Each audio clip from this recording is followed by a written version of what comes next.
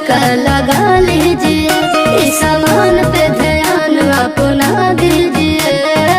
तो दोस्तों अगर आप नीलकमल सिंह के फैन हैं तो आप लोगों के लिए एक बहुत ही बड़ी खबर निकलकर सामने आई हुई है। जी हां दोस्तों, आप सभी को बता दूं कि मजा मिलेला ना पूरा इस गाने की अपार सफलता के बाद अब इसका होली वर्जन लाया जा रहा है। जी हां दोस्तों, जिस गाने का बोल रखा गया होली में मजा मिलेला ना पूरा, चल झूठा। जी हाँ दोस्तों, इस बात में 100% की सच्चाई है, जिसके बारे में हम आज इस वीडियो में बताने वाले हैं कि ये गाना कब और कहां देखने को मिलने वाला। तो वीडियो के अंत तक आप सभी लोग बने रहें और आप चाहते हैं कि नीलकमल की हर एक छोटी से बड़ी अपडेट आपको मिलती रहे तो इस चैनल को सब्सक्राइब करके बेल आइकन को प्रेस कर लें। जी हाँ, बात कर लेते हैं इनके इस गाने के बारे में।